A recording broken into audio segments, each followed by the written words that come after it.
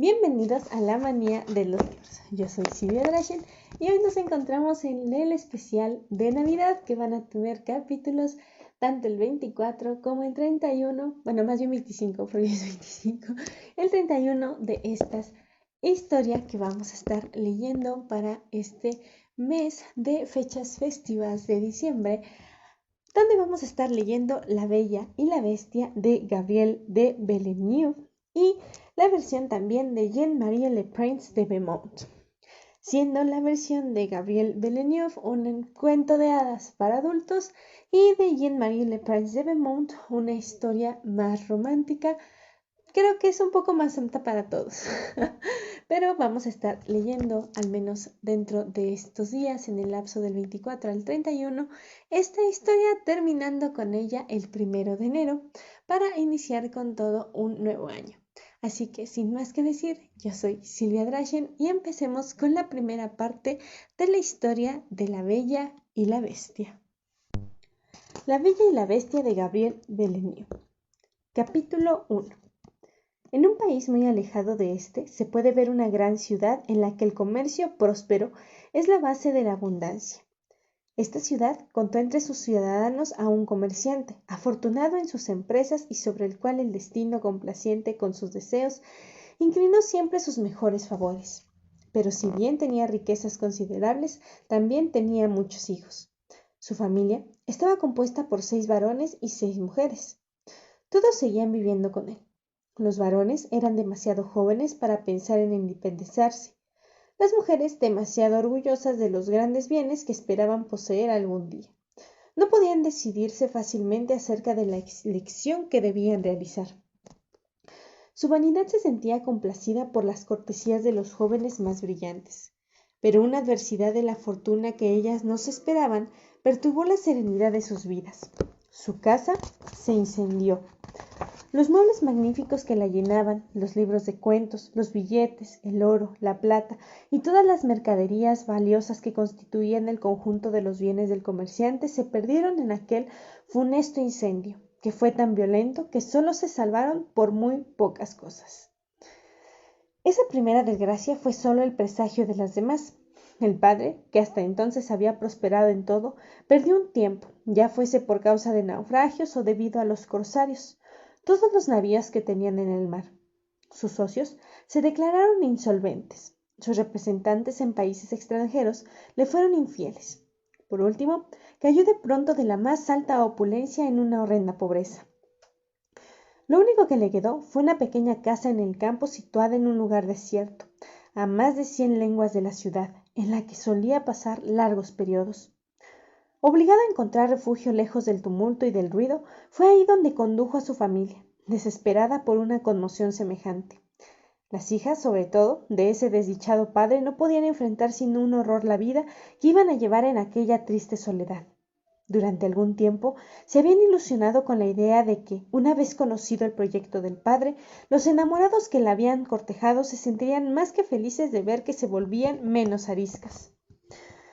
Se imaginaban que todos rivalizarían en reclamar el honor de obtener la preferencia. Incluso pensaban que no tenían más que quererlo para encontrar marido. No se mantuvieron mucho tiempo en tan dulce error. Habían perdido el más bello de sus encantos. Al ver desaparecer como un relámpago la brillante fortuna del padre y la época en la que podían elegir y ser elegidas había pasado para ellas. La voluntariosa multitud de adoradores desapareció en cuanto cayeron en desgracia. La fuerza de sus encantos no pudo retener a ninguno de ellos. Los amigos no fueron más generosos que los enamorados. En cuanto se encontraron en la miseria, todos, sin excepción, dejaron de conocerlas. Incluso llevaron la crueldad hasta el punto de imputarle el desastre que acababa de ocurrirles. Aquellos con los que el padre había tenido más atenciones fueron los primeros en ser desacreditarlos. Dijeron que él mismo había provocado sus infortunios con su mala conducta, sus despilfarros y los gatos atolondrados que había hecho y dejado hacer a sus hijos. Así fue como aquella familia desolada no pudo tomar otra decisión que la de abandonar una ciudad en la que todos se complacían en insultar su desgracia. Desprovistos de todo recurso, se encerraron en su casa de campo, situada en medio de un bosque que casi impenetrable y que bien hubiera podido ser considerado la morada más triste de la tierra. Cuántas angustias se vieron obligadas a soportar en aquella horrorosa soledad. Tuvieron que decidirse a trabajar en las tareas más penosas. Como su condición no les permitía tener a alguien que los sirviese, los hijos de aquel desdichado comerciante se repartieron entre ellos las ocupaciones y los trabajos domésticos. Todos rivalizaron uno con el otro. Se ocuparon de las tareas que el campo impone a quienes quieren obtener de él su subsistencia. A las muchachas, por su lado, no les faltó trabajo. Como campesinas se vieron en la obligación de emplear sus manos delicadas para todas las tareas de la vida campestre. Vestidas con ropa de lana, carentes ahora de todo lo que hubieran podido satisfacer su vanidad, sin otra cosa para vivir que lo que el campo puede ofrecer. Reducidas a lo estrictamente necesario, pero sin perder el gusto por el refinamiento y la delicadeza. Aquellas muchachas echaban de menos sin cesar la ciudad y sus encantos. El recuerdo mismo de sus primeros años, que habían pasado rápidamente en medio de risas y de juegos, constituía su mayor tormento. Sin embargo, la menor de ellas mostró en la desdicha compartida más constancia y resolución. Se la vio con una firmeza muy superior a la de su edad, resignarse generosamente a su situación, no porque no hubiese dado al principio muestras de una verdadera tristeza. ¿Quién no sería sensible a semejantes desgracias? Pero después de haber lamentado la desgracia de su padre, ¿qué cosa mejor podía hacer sino recobrar su carácter alegre? Abrazar voluntariamente el estado de soledad en el que se encontraba y olvidarse de un mundo cuya ingratitud había sufrido junto con su familia y con cuya amistad estaba tan convencida de que no podía contar en la adversidad. Dedicada a consolar a su padre y a sus hermanos con la dulzura de su carácter y la alegría de su ánimo, ¿qué no imaginaba para distraerlos agradablemente? El comerciante no había escatimado esfuerzos para educarla a ella y a sus hermanas. En esos tiempos adversos sacó de su educación todo el provecho que deseaba. Como tocaba muy bien varios instrumentos, a los que acompañaba con la voz, invitaba a sus hermanas a seguir su ejemplo, pero su alegría y su paciencia no hicieron más que entristecerlas más. Aquellas muchachas, a las que tan grandes desgracias volvían inconsolables, encontraban en la conducta de su hermana menor un egoísmo de espíritu, una bajeza de alma e incluso debilidad, evidenciadas por el hecho de vivir alegremente en el estado al que el cielo acababa de reducirlas. ¡Qué feliz es!, decía la mayor. Está hecha para las ocupaciones incultas. Con tan bajos sentimientos, ¿qué habría podido hacer en la buena sociedad? Tales discursos eran injustos. Aquella joven habría sido más capaz de brillar que cualquiera de ellas. Una belleza perfecta acicalaba su juventud. Un buen humor siempre uniforme la hacía adorable. Su corazón, tan generoso como compasivo, se dejaba ver en todo, tan sensible como sus hermanas a los desastres que acababa de agobiar a su familia, debido a una fuerza de ánimo que no es común en su sexo. Pudo ocultar su dolor y ponerse por encima de la adversidad. Tanta constancia fue vista como insensibilidad, pero es muy fácil refutar un juicio formulado por la envidia. Las personas lúcidas la conocían tal y como era, y todo el mundo se había apresurado a preferirla. En medio de su más alto esplendor, si su mérito hizo que se le distinguiese, su hermosura hizo que le dieran por antonomasia el nombre de la Bella. Únicamente conocida por este nombre, ¿hacía falta más para cementar los celos y el odio de sus hermanas? Sus encantos y la estima general que se había ganado tendría que haberle permitido esperar una situación mejor de la que esperaban sus hermanas.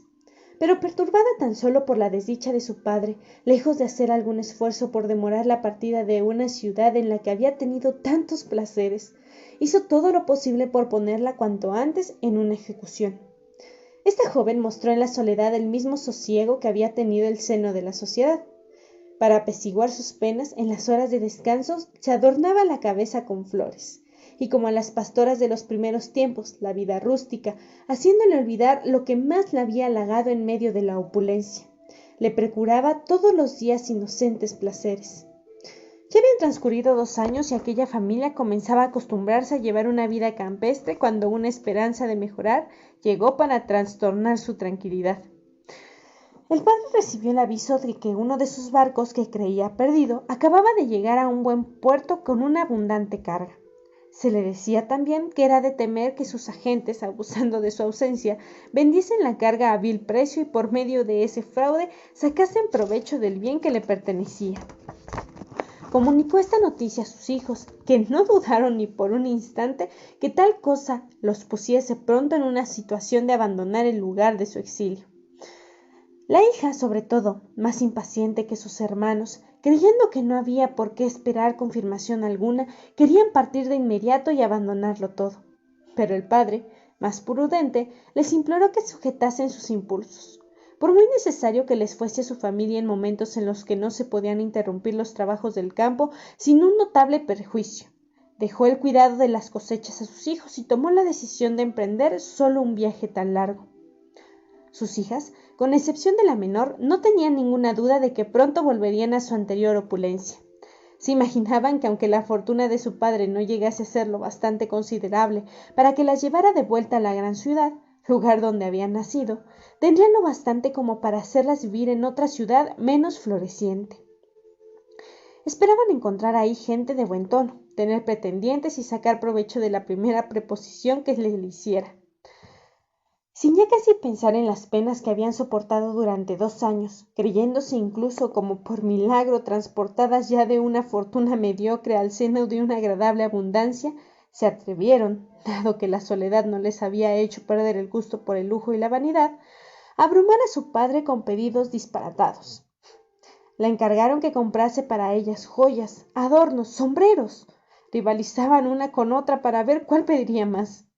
Pero el producto de la supuesta fortuna del padre no había podido alcanzar para satisfacerlas. A la bella, a quien la ambición no avasallaba y que siempre actuaba guiada por la prudencia, le bastó con una mirada para ver que si el padre cumplía con los pedidos de sus hermanas, el suyo resultaría totalmente inútil.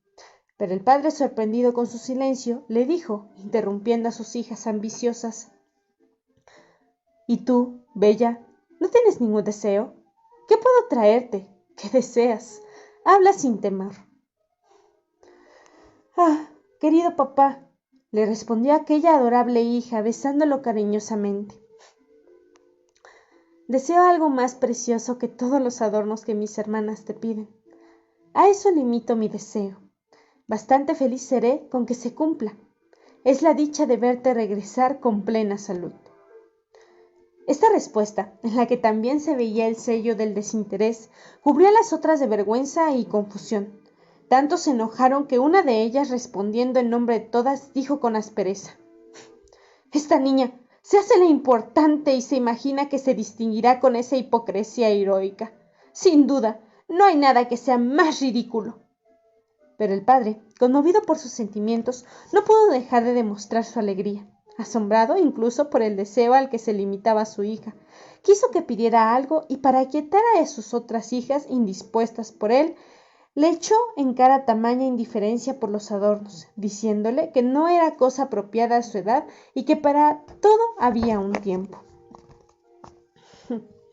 «Y bien, querido padre», dijo ella, «ya que me lo ordenas, te suplico que me traigas una rosa. Amo esa flor con pasión. Desde que me encuentro en estas soledades no he tenido la satisfacción de ver tan siquiera una sola». Aquello era obedecer y al mismo tiempo querer que no se hicieran algún gasto por ella. Llegó el día, sin embargo, en el que el anciano tuvo que soltarse de los brazos de su numerosa familia. Lo más rápido que pudo, se dirigió a la gran ciudad a la que lo llamaba la ilusión de una nueva fortuna. No encontró ahí las ventajas que podía esperar. Era cierto que su barco había llegado, pero sus socios, que lo daban por muerto, se habían apoderado de él, y toda la carga había sido dispersada. De manera tal que, lejos de entrar en la plena y tranquilidad posesión de lo que podía pertenecerle, para hacer valer sus derechos, tuvo que soportar todos los ardides imaginables. Pudo superarlos, pero después de más de 6 meses de esfuerzos y gastos, siguió siendo tan pobre como antes.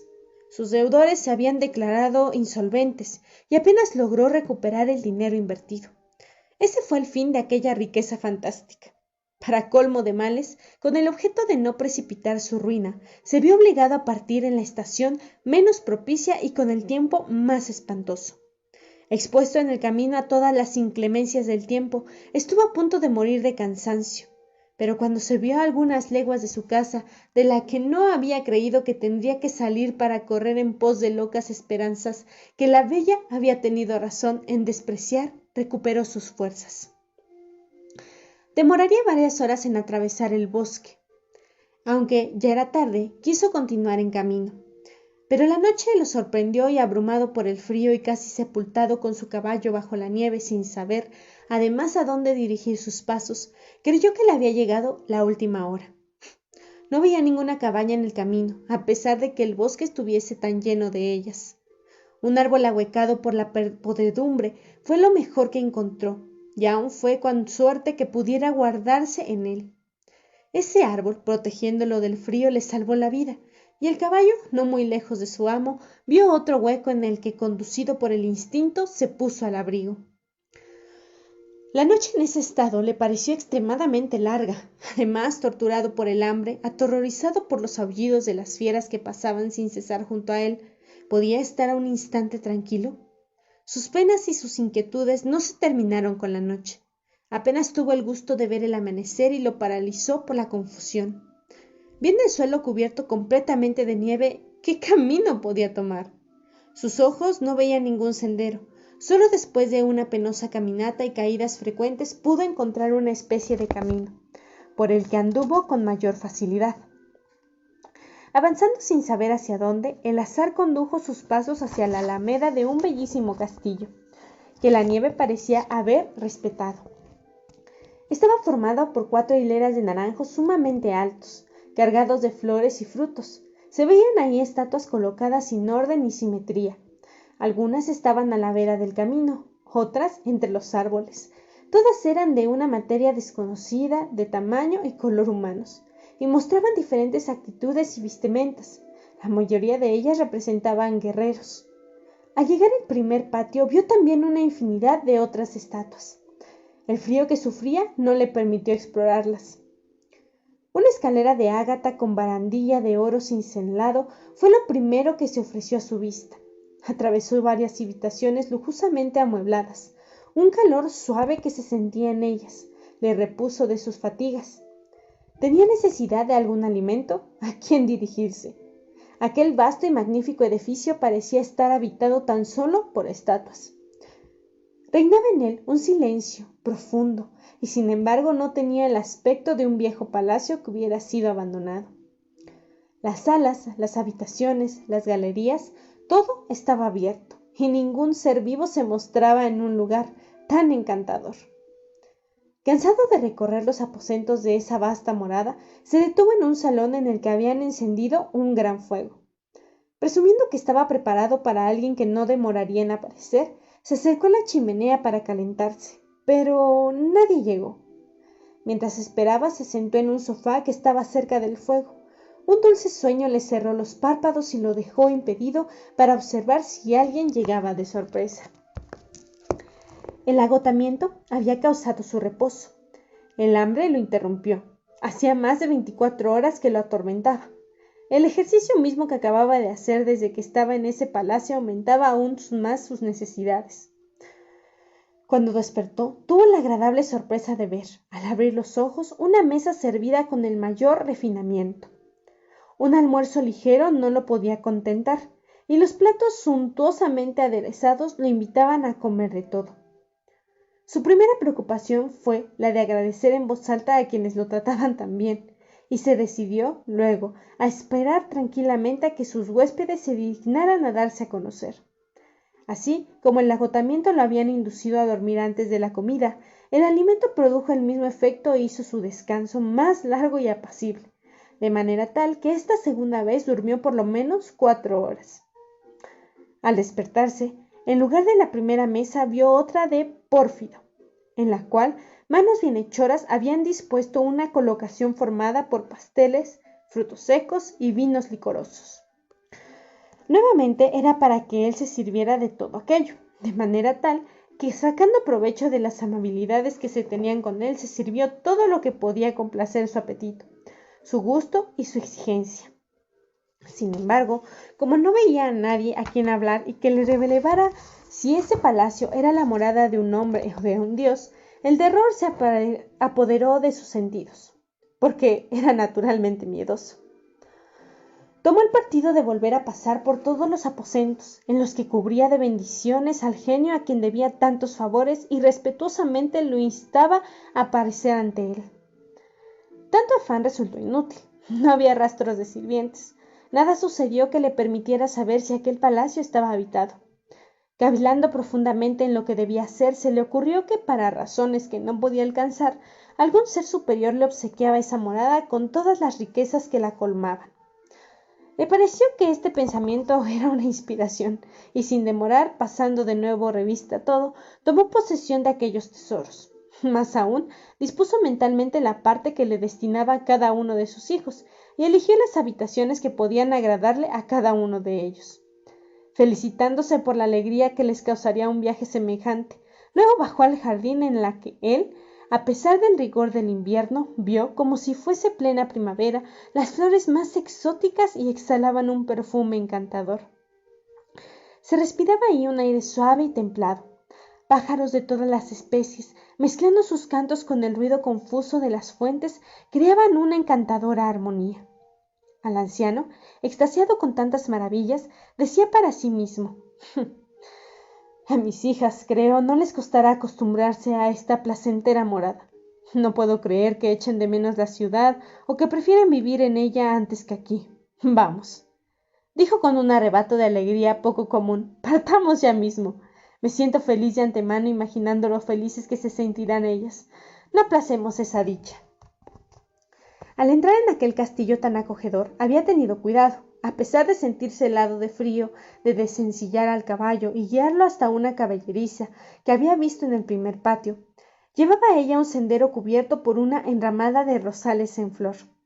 Nunca había visto rosas tan bellas. Su fragancia le trajo a la memoria que había prometido llevarle una a la bella. Cortó una e iba a continuar para hacerse 6 ramos, pero un ruido terrible le hizo volver la cabeza. Su espanto fue grande cuando vio junto a él a un horrible animal que, con gesto furioso, le apoyó en el cuello una especie de trompa, parecida a la de un elefante, y le dijo con una voz espeluznante: ¿quién te ha dado la confianza para contar mis rosas? No bastaba que te tolerase en mi palacio con tanta bondad. Lejos de estar agradecido, ¡imprudente!, te veo robarme las flores. Tu insolencia no quedará impune.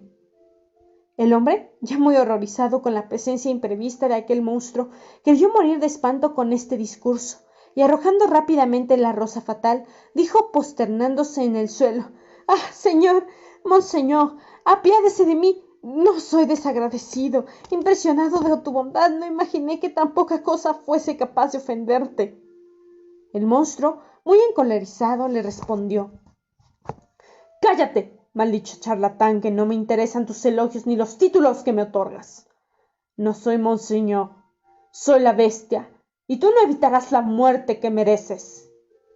El comerciante, desesperado por una sentencia tan cruel, y creyendo que mostrarse sumiso era lo único que podía salvarlo de la muerte, le dijo con aire realmente compungido que la rosa que se había atrevido a arrancar era para una de sus hijas llamada Bella.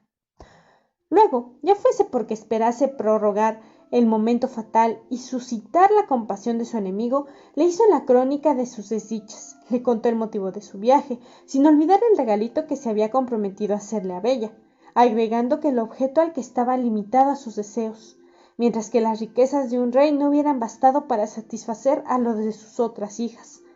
Acababa de hacer nacer en él, al presentársele la ocasión, las ganas de contentarla, que había creído que podía hacerlo sin consecuencias y que por lo demás le pedía perdón por esa falta inconsciente. La bestia permaneció un momento pensativa. Luego, retomando la palabra en tono menos furioso, le habló en estos términos: estoy dispuesto a perdonarte, pero solo será con la condición de que me des a una de tus hijas. Me hace falta alguien para reparar esta fatal. ¡Dios santo! ¿Qué cosa me pides?, replicó el comerciante. ¿Cómo podría respetar mi palabra?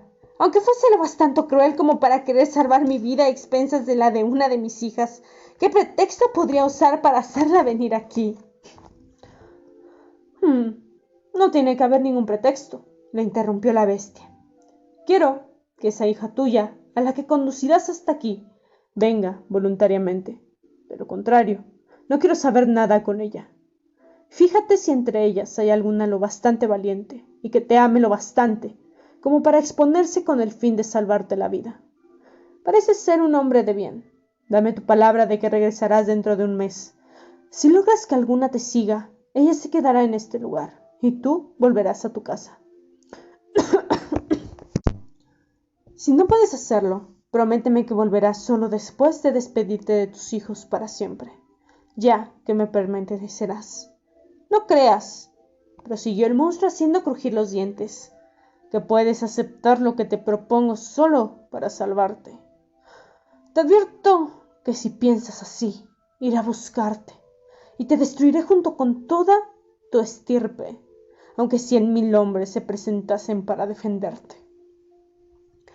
El buen hombre, aunque estaba enteramente convencido de que sería inútil poner a prueba el afecto de sus hijas, aceptó lo que el monstruo le proponía.